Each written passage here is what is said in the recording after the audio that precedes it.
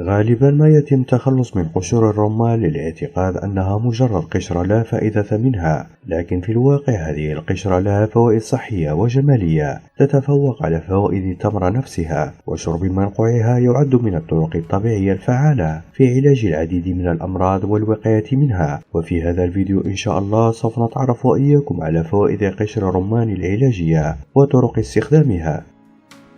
يساعد قشر الرمان في علاج قرحة المعدة وكذلك قرحة الاثنى عشر، وللحصول على أفضل النتائج ينصح بطحن قشر الرمان جيدا، ويتم نقع ملعقة كبيرة منها في كوب من الماء الساخن لمدة ليلة كاملة، وفي الصباح يحلى بالعسل وشربه على الريق.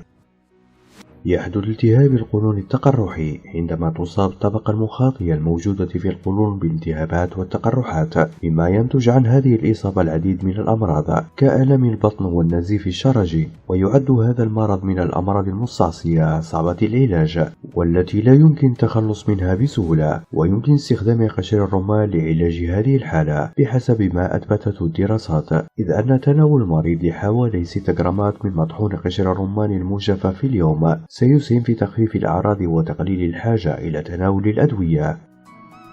من فوائد قشر الرمان أيضا أنه يساعد في التخلص من الديدان خاصة عند الأطفال، ويتم ذلك عن طريق شرب منقوع قشر الرمان على معدة فارغة صباحا، ويجب أن يستمر الشخص على هذا العلاج يوميا إلى أن يشعر بالتحسن المطلوب. يساعد قشر الرمان في معالجة التهاب اللوزتين والحلق، ويتم ذلك عن طريق غلي قشر الرمان المضاف إليه القليل من عشبة المريمية، ثم يتم إضافة ما يعادل جرام واحد من مسحوق الأسبرين، وكل ما يجب على الشخص فعله هو الغرغرة بهذا السائل عدة مرات يوميا ولكن بدون بلع. يحتوي قشر الرمان على نسب عالية من المواد المضادة للأكسدة، ومن المعروف أن المواد المضادة للأكسدة تمنع الإصابة بالسرطان، وبالتالي فإن قشر الرمان يمنع نمو الخلايا السرطانية وانتشارها، بل ويعمل على إبادة هذه الخلايا. ويمكن الاستعانة بقشر الرمان بجانب العلاجات الأخرى في علاج سرطان الثدي وسرطان القولون وسرطان البروستاتا وسرطان الدم. يساعد قشر الرمان في علاج الجروح السطحية والكزيمة بالإضافة إلى التهابات الجلد، ويعمل هذا العلاج على التئام الأنسجة بشكل أسرع نظرا لاحتوائه على فيتامين سي، ويتم ذلك عن طريق تعقيم قشر الرمان ثم وضعه على الجروح.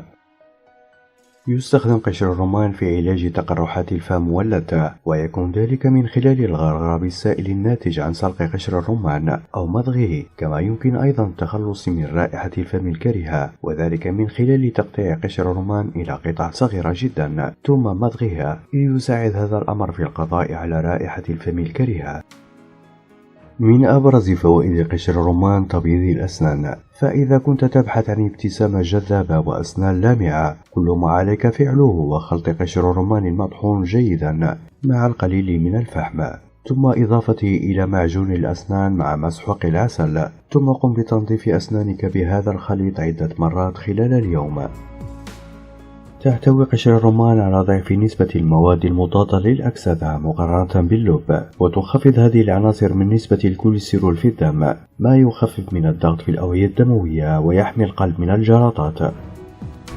يعد قشر الرمان من المزيلات الطبيعية للتعرق، إذ يؤدي تناوله باستمرار إلى الحد من التعرق المفرط في أجزاء مختلفة من الجسم، حيث يعمل على إزالة السموم الموجودة في الجسم والتي تؤدي إلى ظهور بعض الروائح الكريهة.